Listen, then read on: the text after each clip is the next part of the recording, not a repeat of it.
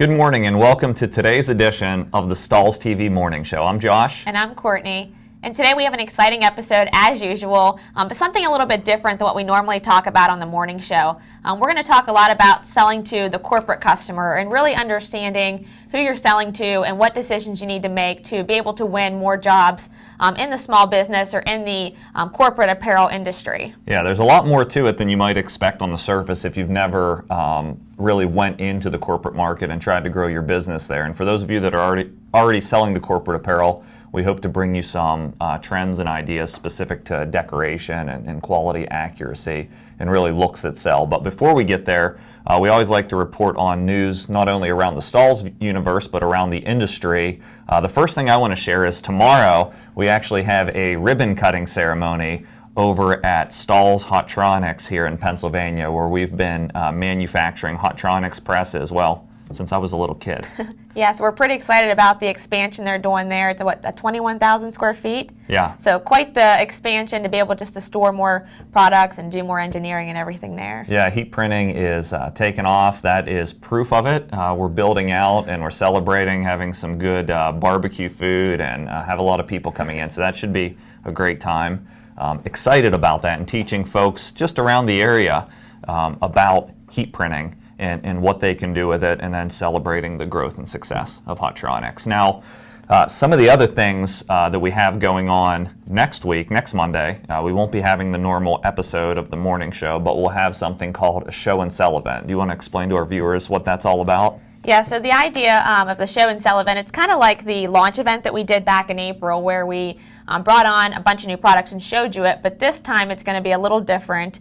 And so we're actually going to focus on showing you products or projects that are going to grow your business and then teaching you ways that you can sell them. So not only showing you here's how to print this, but here's some ways to go after this market and actually start bringing in some profits. Yeah, we show you how to make it and then teach you how to sell it. And you can, in the handouts, you can download the guide for the show and sell event. That's the agenda for the day. There's going to be a ton of stuff happening next week. It is an extended broadcast, so you can feel free to come in when you're interested, leave when you're not. At noon, though, we have another product unveil. So 2 times in a row, we'll be launching a new product, and won't give you any hints, but I'm pretty excited about this one as well. I am too. I think it's perfect for the fall season. That's the hint I'll give. Okay, we're going to stop before you give it all away. I never could keep secrets. Okay, and then you want to jump right into corporate apparel? Yeah, let's dive on in. Okay. So corporate apparel really, when we start to look at it and we think about what it is, so who are we selling to, what markets are we looking at when we consider corporate apparel? And I think it expands more than just the national corporate organizations, but also your local businesses, your regional businesses. I mean, it's anybody, any restaurants, bars, offices, financial companies. I mean, there's a huge range of resorts and just groups that you can sell to that fit into this business-to-business corporate customer. Yeah, small business, if you look just around the community, it's key, and you can get into a lot of niche markets and different verticals and have a lot of success, or you can take a general approach to it as well. But you look at, I think you mentioned restaurants and bars, you look at doctors' offices, dentists, those sorts of things. There's creative programs that you can do there. If we look at some of the other things, we have landscapers, so there's a lot of outdoor occupations that high visibility plays into, and they all have sort of a distinct set of needs based on the occupation or the task that they're completing in their day-to-day. So it's very important to match the look and style to the client in this case. Yeah, and obviously every client that you're selling to, each of these are different, so that's a lot of things to consider when you start to go after these markets. What's the functionality of the garment going to do? What kind of branding do they want? Do they need something maybe for a resort that's more of a Hawaiian look, or is it a high-end customer as well? So there's a lot of considerations to dive into. You like to wear Hawaiian looks, don't you? I've done that once before. I wore a fish shirt once for a seafood restaurant. Yeah, I know you did. That's right. And then we had an interesting fact here in the research for the morning show that the business-to-business market is actually much bigger than the business-to-consumer. And this states that it's more than double the size of the consumer market at $780 billion. That's some big dollars. That's a lot of money. Yeah, so a little sliver in your local market. We hope to teach you in this episode how to grow and what to consider. So to start, it really starts with blank apparel in this case. I mean, artwork it's not like you're always creating art from scratch in this market. Typically, a business has some sort of logo, especially if they're established in a larger business. They have a logo, they have font styles, they have colors. I mean, it's pretty cut and dry what you need to reproduce. And we'll talk about how to do that. But it starts where you can get really creative and add something different is with the blank apparel and the garment style. And we had Holly Rocks, who is one of the specialists from Sanmar, come into Stahls TV some time ago. She did a whole series of videos for us, a lot on reaching the corporate apparel market and what blanks are available. And in this video, she talks about the different styles for men versus women garments and some of the details on how to sell it. So let's share that with you now.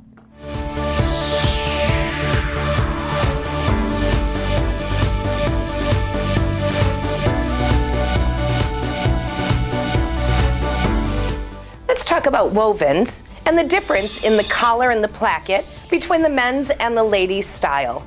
We're going to start with the men's style. For men's collars, there's really three options. This is a button-down collar. This actually has what we call an open collar, where there is no button on the wingtips. And then here is another style, and it's called a hidden button-down.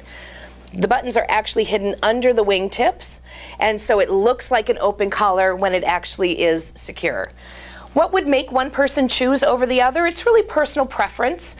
A lot of people feel comfortable with a hidden button down or the button down if they have a tie that they want to secure or keep in place. For the ladies' styles, we can be a little bit more creative when it comes to plackets and the collars.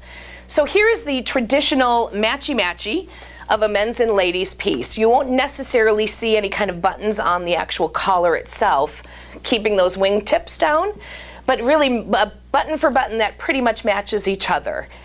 Now what we can do with ladies' wovens is a lot of creative differences when it comes to the placket. Here we have a ladies' style that has more of an open placket. We find that when we create ladies' styles that do have these open, more feminine necklines, sales do increase in these particular styles. We also can add ruffles to each side of the placket to give it a little bit more of kind of a fashion-forward detail. And then there is things we can do called cutting on the bias. So with this piece, it really works best with pattern pieces. We'll take a pattern piece and the fabric will actually be turned in a 45-degree angle, which gives it a little bit of visual interest. Not necessarily something that just pops out at you, but there's definitely a difference that you can see on this placket that you may not be able to pinpoint, but it really does set that piece apart from a men's style as well. I hope now you can see there are many opportunities and options when it comes to selling wovens to your customers.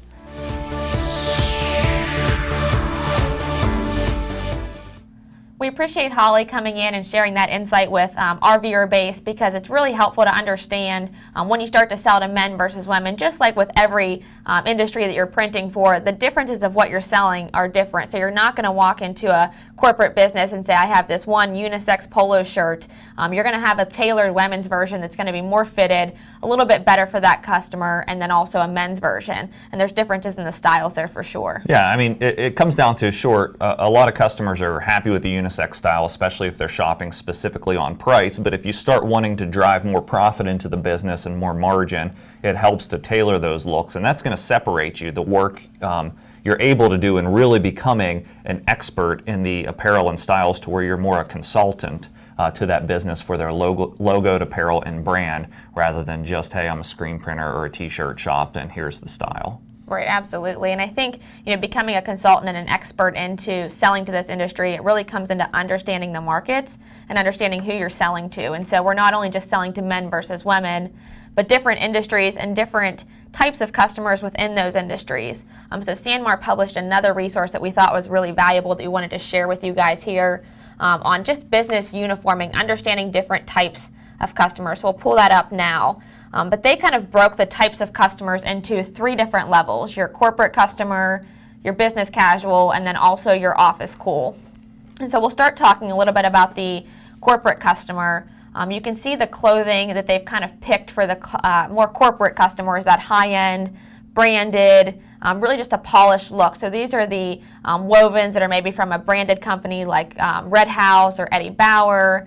If you're going to go with performance polos, which are really popular for creating that high-end look, you're probably going to be going more towards Nike versus a value performance polo, because they are willing to keep that polished high-end look. Yeah, you're willing to pay a little more, and the corporate clientele is certainly a large percentage of the market.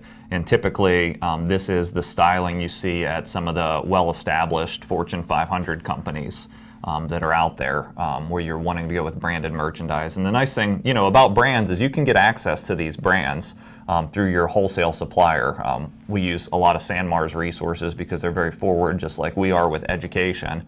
And so they have a really nice line of Nike apparel or Eddie Bauer or different branded styles where you can take high-end brands and really impress a customer with not only the decoration but the brand that you're able to deliver to them. Absolutely. So I think that's important to understand before you're actually going in and selling to the customer. I mean, if you walk in with a value brand and the current decorator for that corporate customer is offering Nike or something high-end, you're going to have a hard time winning the job unless price is a consideration. Yeah, good.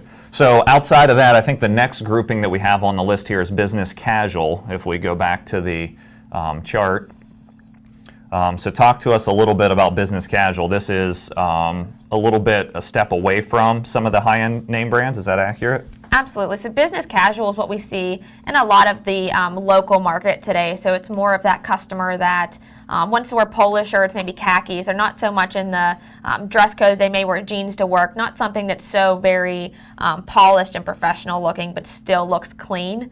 So here we're seeing where value garments are a lot more prominent, simply because you're able to decorate them at a lower cost and be able to make a little bit more profit while still offering a premium look. So for garments like Sanmar, their Port Authority, their Sport Tech line, this is a great choice for this. And again, you're seeing polos and wovens and jackets in these lines as well. Yeah, you're really seeing the same look, just not quite as high-end and polished. So, business casual is the dress code, probably, I think the graph states, for 50% of the workers out there in corporate America. So this is sort of the core. If we're equating this to a good, better, best, this is the better, this is the middle of the road, and we're going to see a lot of success in a lot of businesses, not only around your area, but throughout the U.S. market, and have the opportunity to sell. So, absolutely. And so we've got the traditional polished customer. I got to stop you. Absolutely. Yeah, it's like it's nonstop.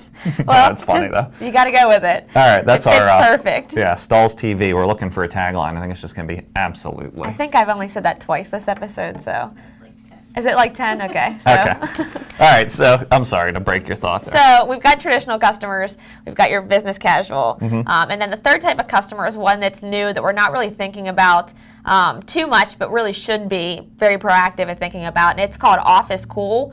This is that millennial customer. And so while everybody tries to stay away from that word, they're scared of millennials. They're changing not only the workforce, but the garments that we're seeing worn in the workplace. And so this is more of those stylish blazers. They want things that you could see in those high-end stores, maybe something like a Banana Republic or an Express or something like that, where it's a little bit more of a stylish office culture. They want that in their branded apparel as well, so they still want to look cool when they go out of the office. Yeah, and I love the statement that Sanmar puts on this guide. It says, the younger demographic, the millennials, and the younger at heart. So really, with corporate apparel, typically the business owner or somebody in the business is going to make the decision on what sort of style they're going to have in the office.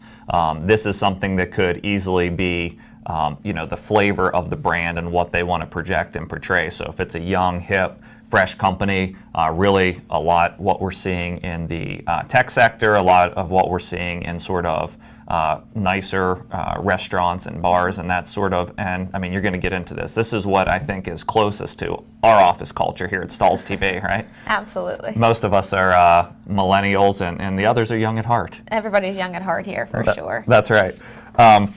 So this guide's beneficial. This is something they can get from sanmar.com, correct? Yes. Okay, and then it highlights the particular style numbers that match each of these particular professional clientele. So it's great. You pick up some sample pieces in each bucket, figure out who you're going to call out to grow the business, and there's a lot of opportunity for growth here. Now, once we understand the market a bit, we understand some of the blank apparel that's provided, really we start to get down to decoration. And decoration is where it can all be executed very well, or it can all go wrong, right? Because with these types of garments, we're seeing a lot of polyester, we're seeing a lot of synthetic fabric, we're seeing a lot of obstructions in the garment, like buttons and seams and zippers, and basically there's a lot that can go wrong with heat printing. So let's step over to the heat press and talk a little bit about how to heat print these accurately and some of the challenges.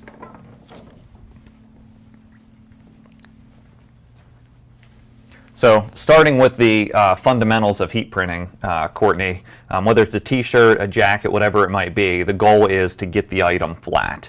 And so let's look at the style you have here. How are we going to get this flat? So this item doesn't have a lot of buttons and seams. One of the issues we see are the piping that's going down, which we saw that in a lot of the women's garments because it creates more of a fitted look. So we want to try to isolate that print area. And so to do something like that, if you want to hold this while I switch out the platen real quick, I'm going to switch this out just to show the way it would lay on a smaller platen to help isolate that area. So I'm going to swap in a 4x4. Kind of makes a perfect little pocket print there, and then we can simply thread. Okay. So just thread it on for a left or right chest placement there. Yep, and now we're able to isolate kind of that seam that was once getting into the way if I had it on a large 16x20 platen.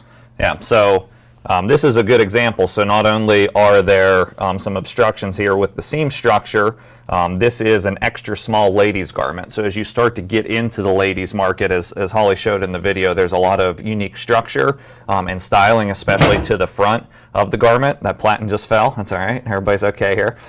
So you want to make sure that you have these tools for the job, like a 4x4 platen or a heat printing pillow or print perfect pad, something to isolate and print that area. Now this is polyester, so there's something else that can go wrong here, right? There's definitely something else that can go wrong. With any polyester, it's scorching of the fabric, so we often see where the heat, if it's too high, depending on the transfer you're using, will definitely scorch that. So we have found 280 degrees to be kind of the threshold of where you should be there or below if you're going to be heat printing these 100% poly dry fit fabrics. Okay, so we want to isolate the print area, get it completely flat. That way we don't get heat press markings or inaccurate pressure on the application area. We want to, in the case of polyester or heat sensitive fabric, pick a low temp material. And then the other thing we want to watch out for is applied pressure. A lot of people think more pressure is better. It's not. Accurate pressure is better. And when you're standing on top of your heat press and over applying the pressure, sometimes that doesn't make that much of a difference on a full 16x20 platen that's on the bottom.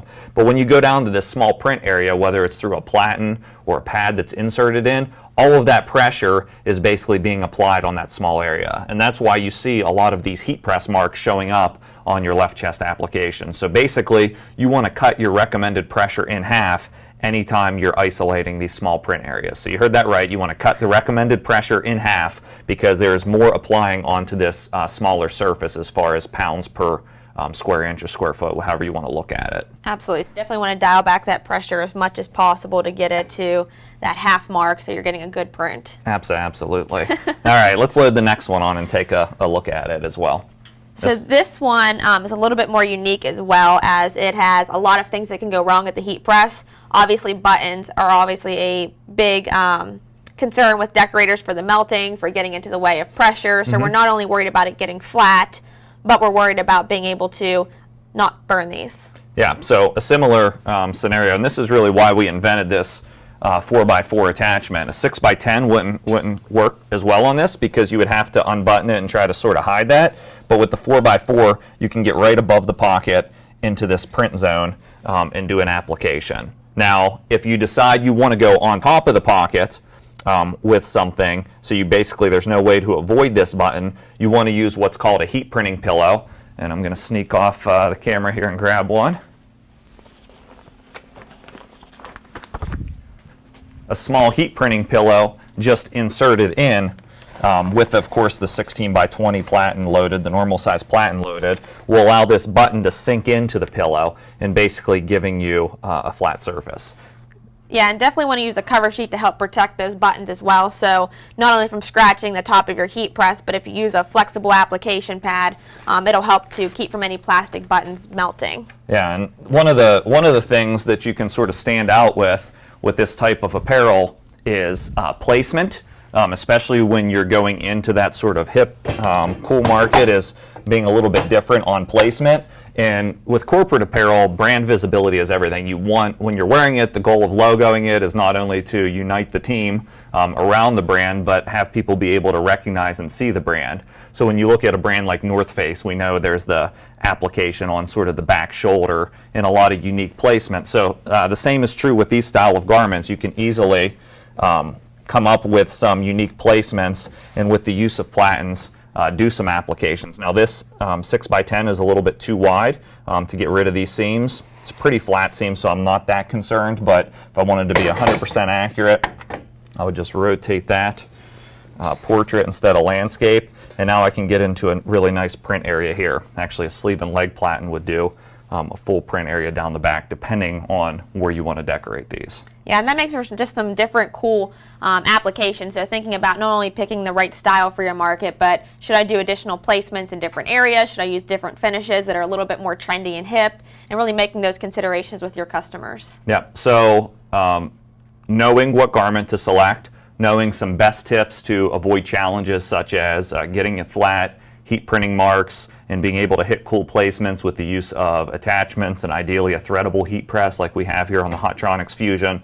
Those are big things. But let's grab a few garments and go back over to the table and talk a little bit about decoration finishes beyond the technical part and some of what's happening there. So when we talk about decoration finishes, obviously corporate apparel, it's not typically your full front graphic. We've shown you it's left chest, it's small placement, it's small areas. And so when you go to, let's start with the basics, you got to duplicate a customer's logo, right? So it's typically custom artwork. What are some considerations when we look at duplicating a customer's logo? Well, when you're taking a logo that usually has some kind of text involved into it and you're making it small, maybe a left chest placement, you're usually going to run into fine detail. It just takes that detail and shrinks it down. So that's obviously a concern. Being able to choose the right heat transfer for that, whether it's a screen printed transfer that allows you to get that really fine text, or just a CAD-CUT material you can cut on the vinyl cutter if it's a smaller job that can weed away all that different detail. Yeah, and detail is key, so making sure you have the right heat transfer film if you're heat printing it. And I guess, you know, the sort of elephant in the room is embroidery is typically preferred for corporate apparel, or at least has been the historical decoration method primarily for corporate apparel. But we are seeing a lot more of heat printing, and I think that's being driven by the desire for that sort of millennial market wanting different types of looks than just thread. So they want something that's maybe metallic or flock or reflective or has a finish that's not available often with traditional embroidery.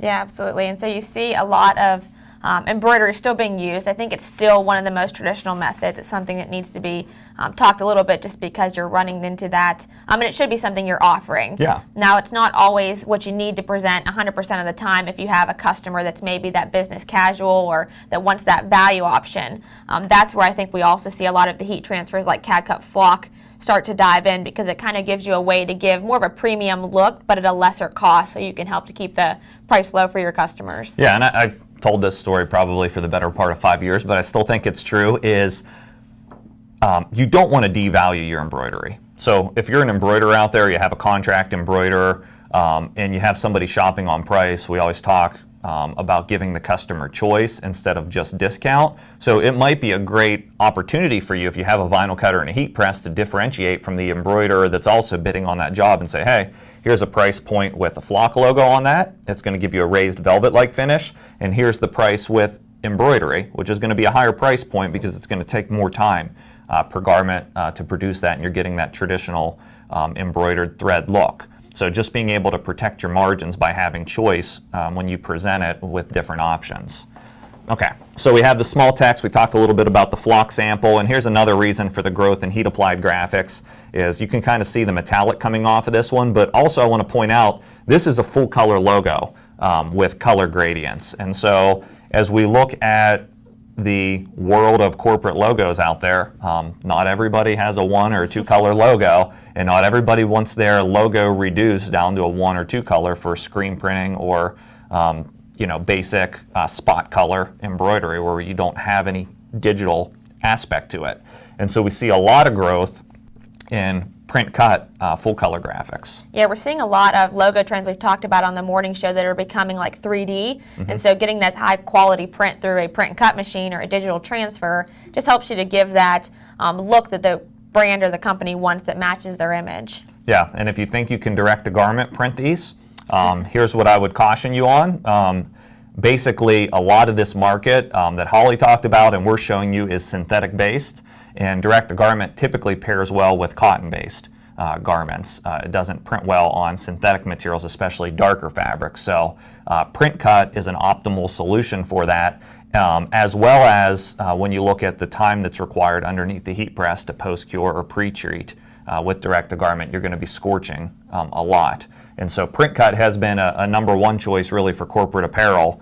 And then we have some new innovation that's called stretch litho, that's like a blend between a screen printed transfer and a full color print, because that helps you to hit that full color 3D element that's trending with the cost benefit of, if there's quantity, ordering a screen printed transfer. Yeah, and being able to also get kind of that little bit softer feel than we see with the digital transfer and the fine detail, that to me is one of the really big things about that new stretch litho transfer versus the digital one. Yeah, and if your stretch litho is just a product available from one of our sponsors, the Stahls company, transferexpress.com. So if you're interested in that, they have samples on the site. It's called stretch litho.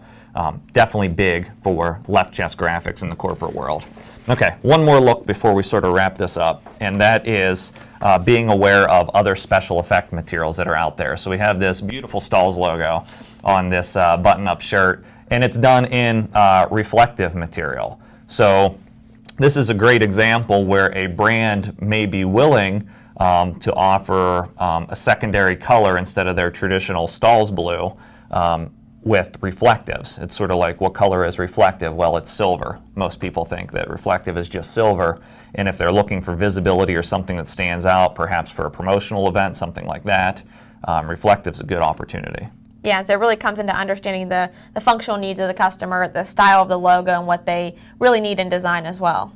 Yep, Sales 101, understand the customer first, right, before you present something. So the corporate apparel market, the reason we did this whole morning show on it is we believe it is one that you can really reach with your heat press. We're seeing the growth in small businesses as opposed to large corporations, definitely in the US. And so there's a lot of companies with 24 employees or less that fits perfect from a quantity standpoint for heat printing and what you can decorate. Also, with companies like Sanmar advancing the styling that you're seeing in retail stores to this new demographic of millennials that's filling the workplace, it's time to relook at this market and think about making some money with it here for the balance of 2016. For sure. All right, join us at the Show and Sell event next week. I promise you won't be disappointed. You can sign up on StahlsTV.com. Thanks for watching the Stahls TV Morning Show. See you Monday.